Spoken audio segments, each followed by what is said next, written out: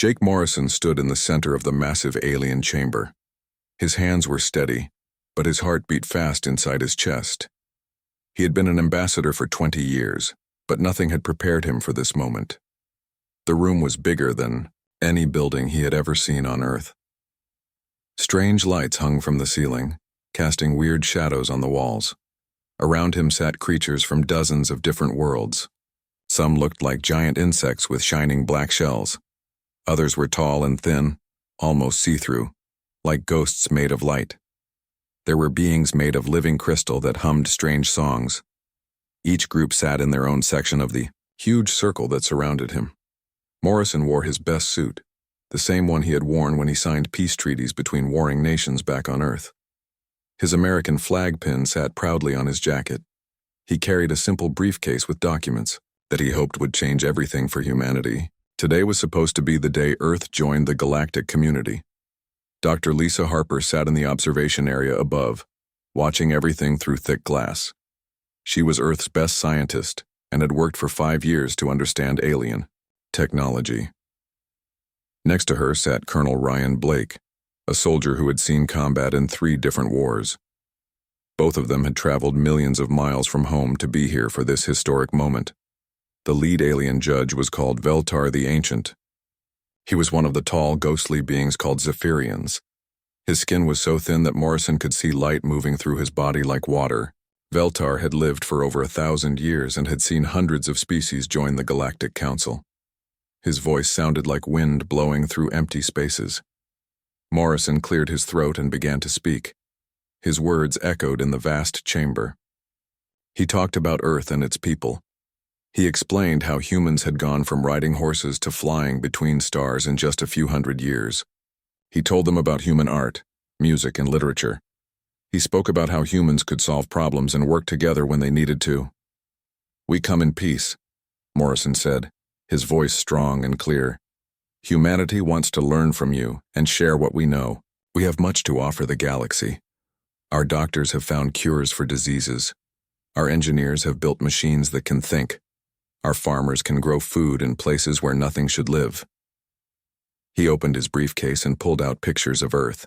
He showed them cities filled with lights, forests full of life, and oceans that stretched to the horizon. He showed them humans of different colors and cultures all working together. He talked about how humans had stopped fighting each other and had united to reach for the stars. The alien judges listened without moving. Their faces, when they had faces, showed nothing. The insect creatures clicked their claws together. The crystal beings sang their humming songs, but none of them seemed impressed by what Morrison was saying. Morrison continued talking for an hour. He explained how humans could help fight diseases that affected other species. He told them about human music and stories that could bring joy to beings across the galaxy. He promised that Earth would follow all galactic laws and would never start wars with other planets. Dr. Harper watched from above and felt proud of her species. Morrison was doing everything right. He was showing the aliens that humans were smart, peaceful, and ready to be part of something bigger than themselves. Colonel Blake sat quietly, but his eyes never stopped moving. He was watching every alien in the room, looking for signs of trouble. When Morrison finished speaking, the chamber fell silent. The only sounds were the humming of the crystal beings and the soft clicking of insect claws.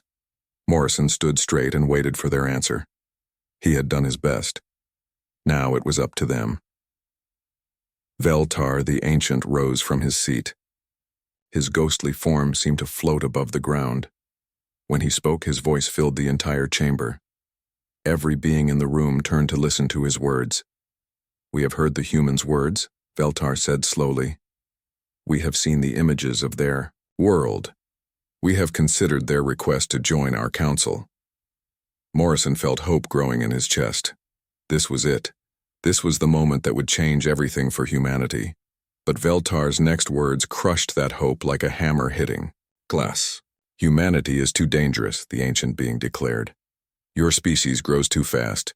You fight too much. You change too quickly. In just a few hundred years, you went from primitive animals to space travelers. This is not normal. This is not safe." Morrison stepped forward. "But we've learned from our mistakes. We've grown beyond our violent past. We can prove that we're ready to be part of the galactic community. Veltar raised one thin hand. Your species cannot be trusted. You are too unpredictable, too emotional, too willing to fight when things do not go your way. The Council has decided that humanity must be contained. The word contained hit Morrison like a physical blow. What does that mean? He asked. It means, Veltar said, his voice as cold as empty space, that humanity will never be allowed to spread beyond your own solar system. And to make sure other young species understand the consequences of defying us, you will serve as an example. Morrison realized what was happening just as the crystal beings began to sing a different song. This wasn't a song of communication. This was a song of death. The sound grew louder and louder until it hurt his ears. No, he shouted, but his voice was lost in the terrible music.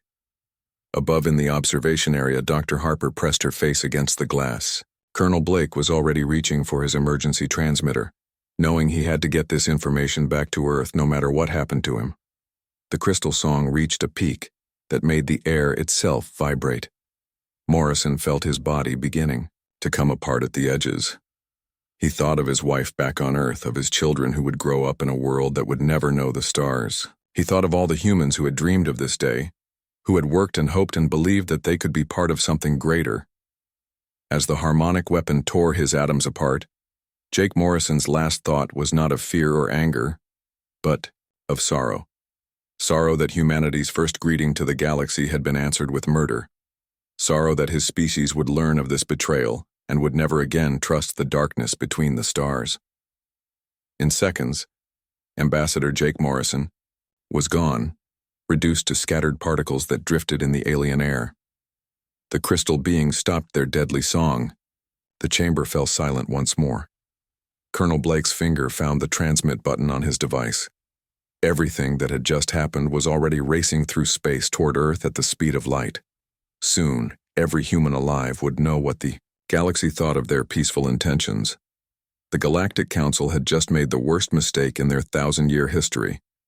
They had turned humanity's greatest diplomat into their first martyr, and they had no idea what they had just unleashed upon themselves.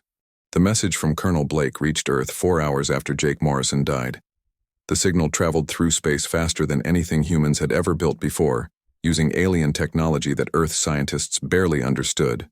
But they understood enough to receive the transmission that would change everything. President Elizabeth Kane was eating breakfast in the White House when her phone rang. The caller was General Marcus Stone, and his voice was shaking. She had known Stone for 15 years, and she had never heard him sound afraid before. "Madam President," Stone said, "you need to get to the bunker right now. Something terrible has happened."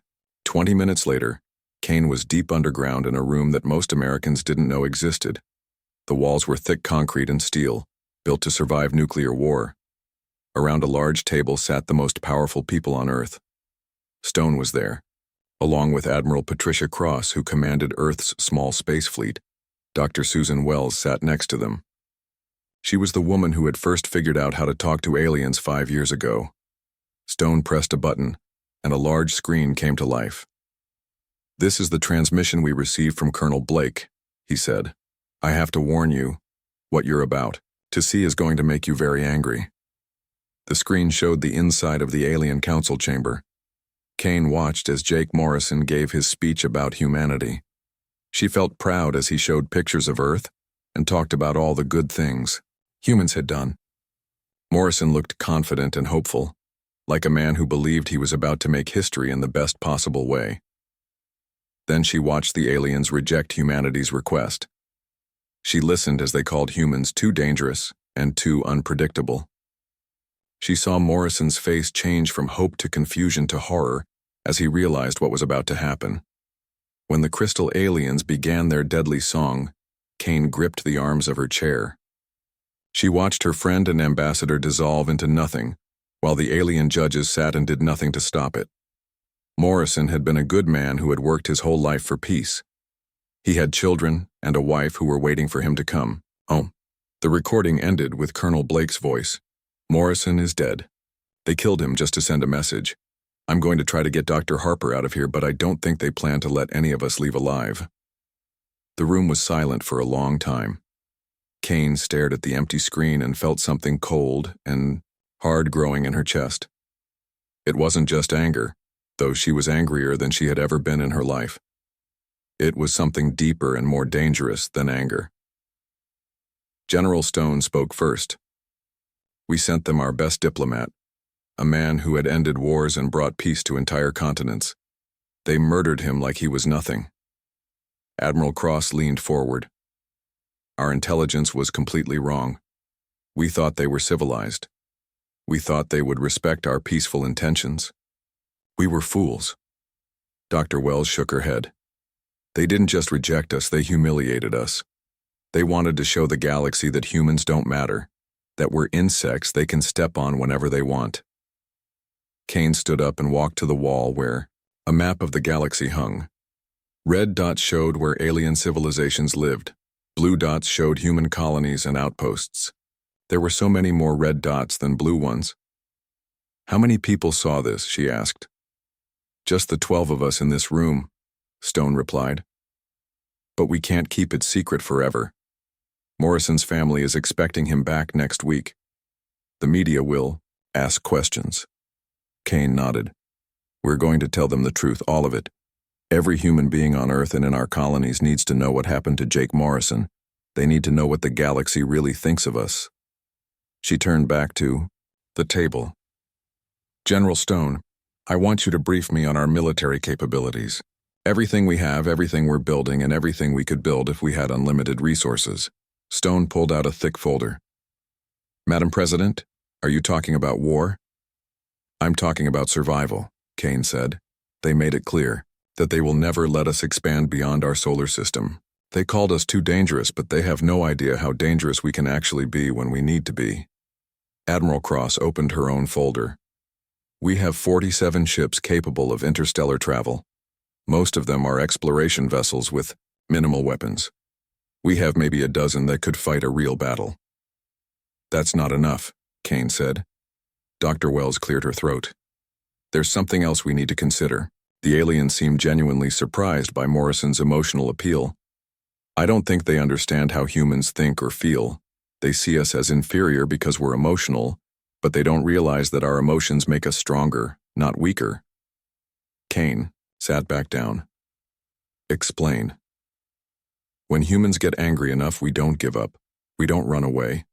We fight until we win or until we die trying. I don't think the aliens understand that. They probably think killing Morrison will scare us into staying quiet and small." General Stone smiled, but it wasn't a happy smile. "They're about to learn they were wrong." Kane looked around the table at the faces of her advisors. These were good people who had spent their lives trying to make the world better. But she could see the same cold hardness in their eyes that she felt in her own heart. "I'm going to address the nation tonight," she said. "I'm going to tell them exactly what happened to Jake Morrison. I'm going to show them the recording, and then I'm going to ask them a question." "What question?" Admiral Cross asked. Kane stood up again. "I'm going to ask them if they want to let Morrison's murder go unpunished. I'm going to ask them if they want to spend the rest of human history trapped in one solar system, knowing that there are creatures out there who think we're worthless. Or if they want to show the galaxy what happens when you kill a human ambassador who came in peace." She walked to the door, then turned back. "I already know what their answer will be. The same answer that any human would give when their family is threatened. We're going to make them pay for what they did to Jake, all of them." General Stone gathered his papers. "What are your orders, Madam President?" Kane's voice was quiet, but everyone in the room could hear the steel in her words. "Prepare for war, total war. We're going to teach the galaxy why they should have accepted our friendship when they had the chance." As she left the room, Kane was already planning her speech to the world. She would tell them about Morrison's death, and she would watch as 6 billion humans realized that their peaceful dreams of joining the galactic community had died with their ambassador. But from that death, something much more dangerous would be born. The aliens thought they had sent humanity a message about knowing their place in the galaxy. They were right. They had sent a message. But humanity's place in the galaxy wasn't going to be what the aliens expected. President Kane's speech changed the world forever. She stood at a podium in the White House and showed the entire planet what had happened to Jake Morrison. 6 billion people watched their ambassador die at the hands of creatures who saw humans as nothing more than dangerous animals. The reaction was immediate and powerful. In New York, factory workers walked off their jobs and demanded to know how they could help build weapons to fight the aliens. In Tokyo, scientists volunteered to work around the clock on military projects. In London, retired soldiers called their old commanders and asked to be put back on active duty. In every city and town on Earth, humans united with a single purpose. Dr. Nathan Price had been waiting for this moment for 3 years. He worked in a secret laboratory buried deep under the mountains of Colorado. For 30 years he had been the smartest physicist on Earth, but nobody knew his name because all his work was classified. Now his time had finally come. Price walked through his laboratory, looking at machines that cost more money than some countries had. His team of 200 scientists had been working on something called the Prometheus Project. They had been preparing for the day when humanity might need to fight a war against aliens with better technology. "Show me what we have," Price said to his assistant, Dr. Kelly Burns. She was young but brilliant, and she had helped design weapons that could destroy entire planets. Burns led him to a room filled with screens and computers. "We've finished the quantum field disruptors," she said. "They work by breaking the forces that hold atoms together. When we fire one at an alien ship, the ship doesn't just explode, it stops existing." Price nodded. "What about the bigger weapons?" Burns smiled, but it was not a happy smile. "We can make black holes, Dr. Price. Small ones that last only a few seconds but big enough to swallow a city. We can fold space so that an alien world is suddenly inside the heart of its own sun. We can make gravity so strong in one spot that time itself stops working." Across the world, Colonel Blake was giving information to military leaders who had never imagined fighting a war in space. He had escaped from the alien council chambers with Dr. Harper, but barely. The experience had changed him from a soldier into something harder and more focused. "The aliens think they understand warfare," Blake told a room full of generals and admirals. "They've been fighting the same way for thousands of years. They use energy weapons and force fields. They expect their enemies to do the same thing." General Stone leaned forward. "But we're not going to do the same thing." Blake shook his head. "We're going to do things they never imagined. They think we're primitive because we still use explosives and bullets. They don't realize that sometimes old methods work better than new ones." Dr. Harper was working with teams of engineers to build humanity's first real war fleet. She had studied the alien ships and found their weaknesses. The aliens built beautiful, elegant vessels that looked like works of art. But beauty was not what humans needed now. "Make them ugly," she told the shipbuilders. "Make them practical. Make them so they can take damage and keep fighting. The aliens care about looking impressive. We only care about winning." Captain Maria Santos stood in the shipyard where the UES Morrison was being built. The ship was huge, bigger than anything humans had ever constructed. It was named after the murdered ambassador, and every person working on it knew why they were building it. The Morrison didn't look like an alien ship. It was gray and angular, covered with armor and weapons. It looked exactly like what it was, a machine built for one purpose, which was to kill the creatures that had murdered Jake Morrison. "How long until she's ready?" Santos asked the chief engineer. 3 months, the engineer replied. "Maybe 2 if we work day and night." Santos nodded. "Work day and night. The aliens have had a 6-month head start on us. We need to catch up, fast." In secret facilities around the world, humans were building an army unlike anything the universe had ever seen. They weren't just building ships and weapons. They were building a new kind of warfare based on human advantages that aliens didn't understand. Humans could work together in ways that alien species could not. They could sacrifice themselves for ideas and for other people. They could stay angry for years and never forget an injustice. Most importantly, they could think of ways to kill their enemies that no civilized species would ever imagine. Dr. Price tested his first planet-killer weapon on an asteroid in the outer solar system. The asteroid was the size of a small moon. When the quantum disruptor hit it, the asteroid simply disappeared. 1 second it was there, the next second there was nothing but empty space. The aliens will never see this coming, Price said to his team. They think they're dealing with a primitive species that just learned how to travel between stars. They have no idea what human intelligence can accomplish when it's focused on destroying enemies. Colonel Blake was training Special Forces soldiers who would infiltrate alien worlds. These weren't ordinary soldiers. They were volunteers who knew they probably wouldn't survive their missions, but they also knew that their sacrifice would make it possible for humanity to win the war. Remember, Blake told his trainees, we're not trying to conquer alien worlds. We're not trying to rule them. We're trying to make them uninhabitable.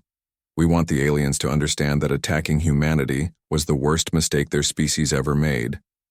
Dr. Harper finished her analysis of alien psychology. She had studied hours of recordings from the council session, watching how the aliens behaved and reacted. Her conclusions were disturbing but useful. They don't understand emotions the way we do, she reported to President Kane. When they saw Morrison begging for his life, they didn't feel sympathy or guilt. They felt nothing at all. That's why they could kill him so easily. Kane listened carefully. Does that make them stronger or weaker? Harper thought for a moment. It makes them predictable. They will always choose what seems logical to them. They won't expect us to make choices based on anger or love or the need for revenge. They'll keep underestimating us until it's too late. Around the world, humans worked with a unity and purpose that their species had never shown before. Old enemies became allies. Rich and poor worked side by side. Every human being alive understood that their survival depended on proving that the Galactic Council had made a terrible mistake. The aliens thought they had sent humanity a message about their place in the universe. They were right. They had sent a message. But the message humanity received was not the one the aliens intended to send. The message humanity received was that there were creatures in the galaxy who would murder. Peaceful diplomats just to make a point. Creatures who saw human life as meaningless. Creatures who needed to be taught that underestimating humanity was the last mistake they would ever make. In 6 months, the galaxy would learn what human beings were truly capable of when they had nothing left to lose except their honor and their need for justice. The Galactic Council had created their own worst nightmare, and they didn't even know it yet. 6 months after Jake Morrison died, humanity struck back. The target was a world called Zephyr Prime, home to 3 billion of the ghostly aliens who had murdered Earth's ambassador. It was also the birthplace of Veltar the Ancient, the creature, who had pronounced Morrison's death sentence. Captain Maria Santos stood on the bridge of the UES Morrison, watching 50 human warships emerge from hyperspace in perfect formation. The ships were gray and brutal-looking, covered in weapons that no alien species had ever seen before. Each ship carried the name of a human who had died trying to make peace with the galaxy. Santos looked at the tactical display showing Zephyr Prime below them. It was a beautiful world with silver cities that floated in the clouds. The Zephyrians had built their civilization to look like art, with graceful towers that sang in the wind. It was the kind of place that humans had once dreamed of visiting, as friends and guests. Not anymore. Captain, her communications officer said, we're receiving a transmission from the planet. They're asking who we are and what we want. Santos smiled coldly. Tell them we're humans. Tell them we're here because they killed our ambassador. Tell them they have 1 hour to evacuate their cities. The Zephyrian defense fleet was already moving to intercept them. 30 elegant ships rose from the planet's surface, their hulls shimmering with energy shields. They looked like silver arrows flying through space, beautiful and deadly. Admiral Patricia Cross watched the alien ships approach from her command vessel, the UES Vengeance. She had spent her whole career fighting wars on Earth, but this was different. This wasn't about territory or resources. This was about making the aliens pay for their mistake. Fire when ready, Cross ordered. The human weapons were unlike anything the galaxy had ever seen. Instead of energy beams that the aliens could deflect with shields, the humans fired quantum disruptors that attacked matter itself. The first Zephyrian, Ship simply ceased to exist, its atoms scattered across space. The second ship tried to flee, but human missiles followed it. These weren't ordinary explosives. They were gravity bombs that created tiny black holes. The Zephyrian vessel was crushed into a ball the size of a marble before it could escape. Within an hour, the entire alien defense fleet was destroyed. The humans had lost nothing. Not a single ship was even damaged. Down on the planet's surface, Commander Jack Turner led a team of human special forces through the Silver Cities. They had been dropped from orbit in pods that looked like meteors. Their mission was to plant Dr. Price's quantum field disruptors in key locations around the planet. Turner and his team moved through the alien city like ghosts. The Zephyrians couldn't see them because human camouflage technology made them invisible to alien sensors. The humans had learned to fight dirty using every advantage they could find. Target acquired, Turner reported as his team reached the planet's main power station. The building was a work of art, with walls that seemed to be made of solid light. It provided energy for half the continent. Turner placed a small device next to the power station. It was no bigger than a baseball, but it contained enough destructive force to crack a moon in half. Similar devices were being placed all across the planet by other human teams. Back in space, Captain Santos received reports from the ground teams. All devices were in position. The planet was ready for Phase 2 of the human plan. Santos opened a communication channel to the entire Zephyrian population. This is Captain Maria Santos of the United Earthship Morrison, named after the man you murdered 6 months ago. You called humans too dangerous to join your galactic community. You were right. We are dangerous, but only to those who threaten us first. The response came from Veltar the Ancient himself. His ghostly face appeared on the main screen, looking older and more tired than he had during Morrison's execution. Human Captain, Veltar said, you have proven your point. Your species is indeed formidable. We are prepared to discuss terms for your membership in the Galactic Council. Santos laughed, but there was no humor in the sound. You think this is about joining your council? You think we still want to be part of your civilization after what you did to our ambassador? Veltar looked confused. Then what do you want? Justice, Santos replied. Jake Morrison came to you in peace. He offered friendship and cooperation. You killed him to make an example. Now we're going to make an example of you. The quantum field disruptors activated simultaneously across the planet. The effect was immediate and terrible. The devices created tears in space itself, making the very air toxic to all known forms of life. The Silver Cities began to collapse as the foundations of reality became unstable. Zephyrians fled their cities in massive ships carrying whatever they could save. They launched into space as their beautiful world became uninhabitable behind them.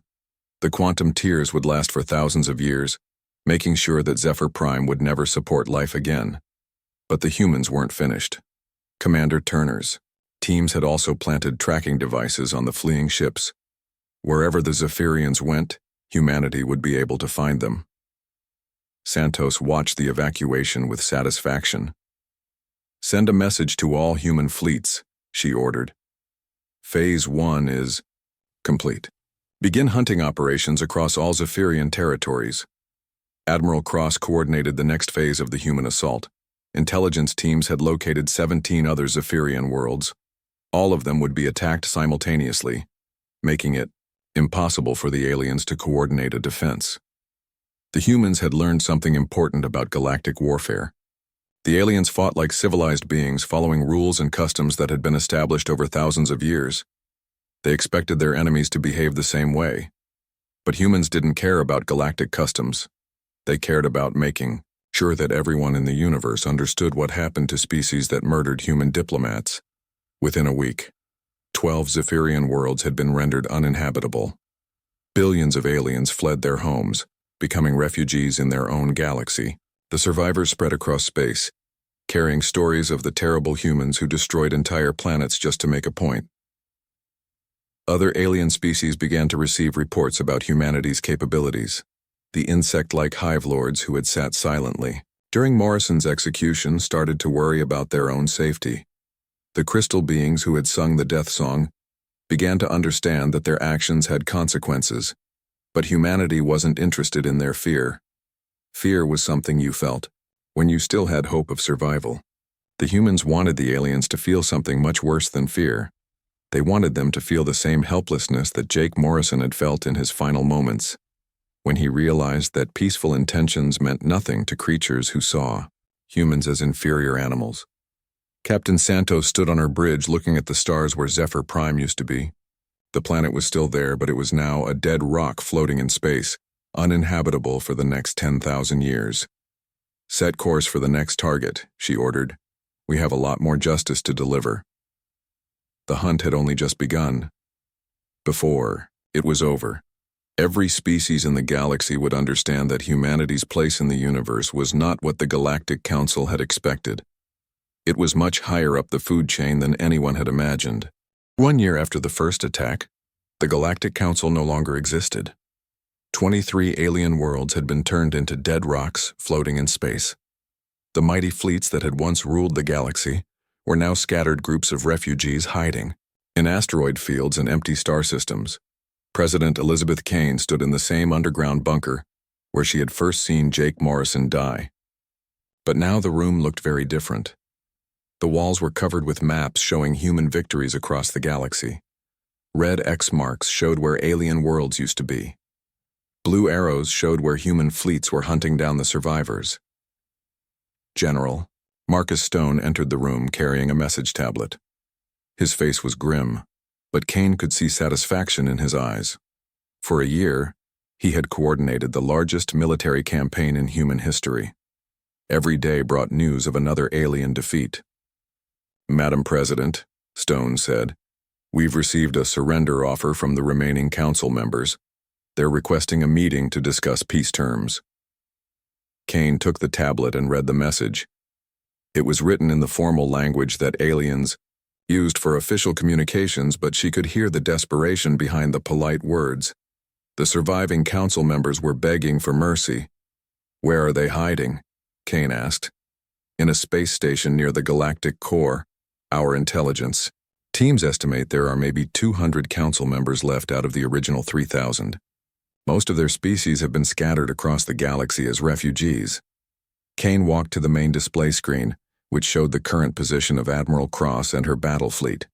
The human ships were only 2 days away from the Council's hiding place. After a year of hunting, they were finally close to ending this war. Dr. Susan Wells entered the room, followed by Colonel Blake. Both of them looked tired but determined.